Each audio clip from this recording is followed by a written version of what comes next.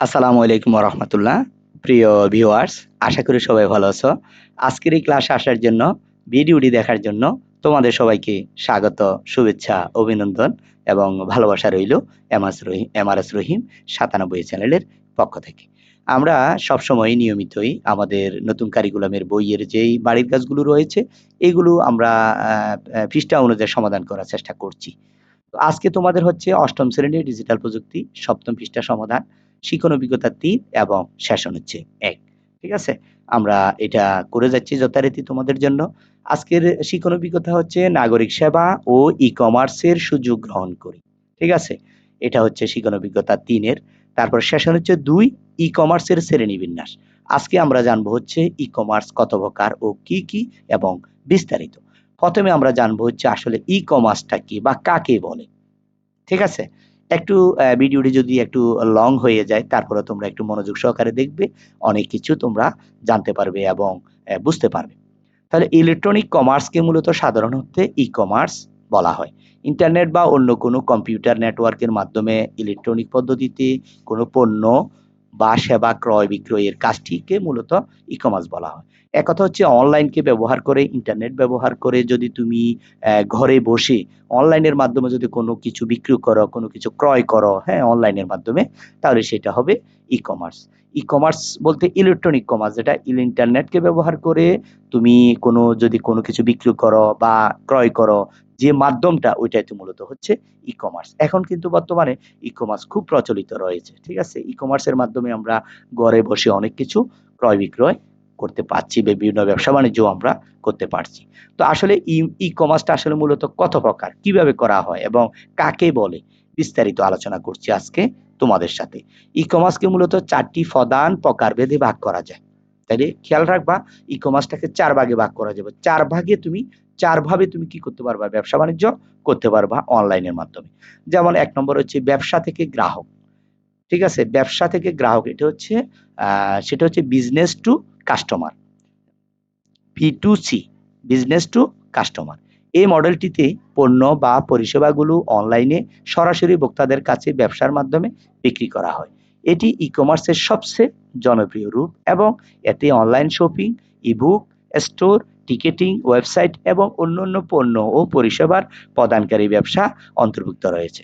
যেটা হচ্ছে ব্যবসার মাধ্যমে সরাসরি কাস্টমারের হাতে চলে যাবে ব্যবসাটি। আমি অনলাইনে অর্ডার করেছি মালটা, যেকোনো বিষয়ে আমি আমার শিক্ষা সংক্রান্ত, সেটা বই হতে পারে, খাতা হতে পারে, কলম হতে পারে, আরো আমার ব্যবহারের জিনিসপত্র। আমি যখন এটা অনলাইনে অর্ডার করব বিভিন্ন ওয়েবসাইটের মাধ্যমে, তখন এটা সরাসরি আমার কাছে চলে আসবে।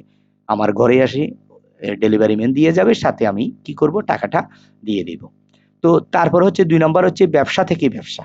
মানে একজন ব্যবসায়ী থেকে আরেকজন ব্যবসায়ী কি করবে? বিভিন্ন মালামাল ক্রয় করবে অনলাইনের মাধ্যমে। এই মডেলটিতে পণ্য এবং পরিষেবাগুলি এক ব্যবসা থেকে অন্য ব্যবসায় বিক্রি করা হয়। এটি ই-কমার্সের বৃহত্তম ভাগ এবং এতে খুচরা বিক্রয়, সরবরাহ, চেইন ব্যবস্থাপনা, ইলেকট্রনিক ফান্ড ট্রান্সফার, ইএফটি এবং অন্যান্য ব্যবসা ভিত্তিক লেনদেন অন্তর্ভুক্ত রয়েছে। তাইলে আমরা ২ প্রকার জানলাম। ঠিক আছে? এরপরে ৩ নাম্বার হচ্ছে ভোক্তা থেকে গ্রাহক। ঠিক আছে? দেখো, এটা হচ্ছে কাস্টমার টু কাস্টমার। এই মডেলটিতে ব্যক্তিরা অনলাইনে একে অপরের সাথে পণ্য এবং পরিষেবা লেনদেন করে। এটি অনলাইন নিলাম ওয়েবসাইট, ব্যক্তিগত বিক্রয় সাইট এবং অন্যান্য ব্যক্তিভিত্তিক লেনদেন প্রদানকারী ওয়েবসাইট অন্তর্ভুক্ত করে। যেমন আমি আমার ফেসবুকে আমি একটা পোস্ট করলাম, যেটা হচ্ছে কাস্টমার টু কাস্টমার। ঠিক আছে? একটা পোস্ট করলাম, আমার একটা সাইকেল রয়েছে, মোটরসাইকেল, এটা আমি বিক্রি করব। বা আমার পুরাতন একটা ফ্রিজ আছে, কিনছি, আমি আরেকটু ভালো কোয়ালিটির কিনবো, আরেকটু দামি একটা কিনবো। এজন্য আমি যেটা ব্যবহার করেছি ৬ মাস বা ৭ মাস, এটা কি করে দেব? বিক্রি করে দেব। তাহলে এটা আমার ফেসবুকে আমি এটা পোস্ট করলাম, ওর মাধ্যমে আমি এটা বিক্রি করে দিলাম। ঠিক আছে? এটা হচ্ছে কাস্টমার টু কাস্টমার, যেটা C2C। তারপর হচ্ছে গ্রাহক থেকে ব্যবসা। ঠিক আছে? গ্রাহক থেকে এবং মালামালগুলো কিনে নিবে, যেকোনো পণ্যগুলো। যেমন ওটাকে বলে কাস্টমার টু বিজনেস।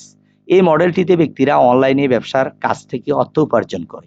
এটি অনলাইন ফ্রিল্যান্সিং, অনলাইন জরিপ এবং অন্যান্য ব্যক্তিভিত্তিক কাজের সুযোগ প্রদানকারী ওয়েবসাইট অন্তর্ভুক্ত থাকে। যেমন আমি ফ্রিল্যান্সিং বলতে আমরা যেটা বুঝি হচ্ছে অনলাইনের মাধ্যমে কেউ আমাকে একটা বলল যে, তুমি আমাকে কি করবা? আমাকে একটা ১০ শতক জায়গার উপরে একটা বিল্ডিং করতে চাই আমি, ১০ তলা বিল্ডিং। এই বিল্ডিং এর তুমি একটা ডিজাইন করে দিবে। ঠিক আছে, আমার এই রুমের সাইজ হবে এত, এতটি টয়লেট থাকবে, এই হ্যাঁ, তাহলে তুমি ওটাকে কাজ করে দিবে, তোমাকে সেই পেমেন্ট করবে। এটাকে বলে গ্রাহক থেকে ব্যবসা।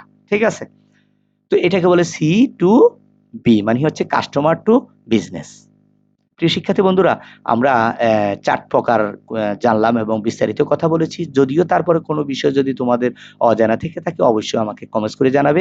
সেই অনুযায়ী আমি আবার ক্লাস তৈরি করব। এছাড়াও ই-কমার্সকে অন্যান্য বেশ কয়েকটি উপায়ে শ্রেণীবদ্ধ করা যেতে পারে।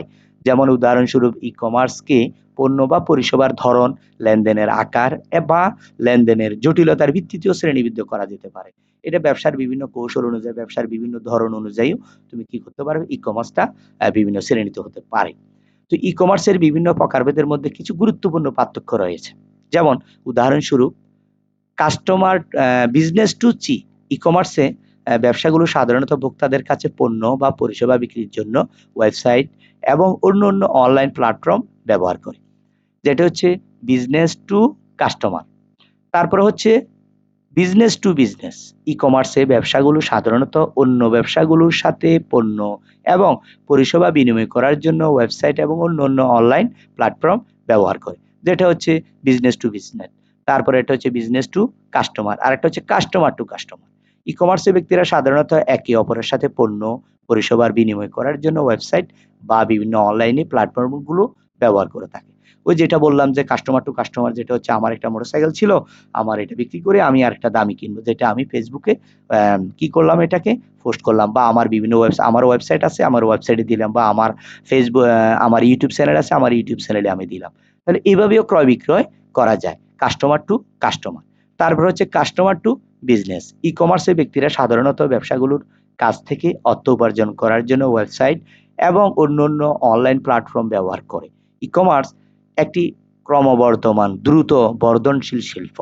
বিশ্বব্যাপী ই-কমার্স বিক্রি হয় প্রতি বছর দ্রুত গতিতে বৃদ্ধি পাচ্ছে এবং প্রবণতা ভবিষ্যতেও অব্যাহত থাকতে পারে বলে আশা করা যাচ্ছে।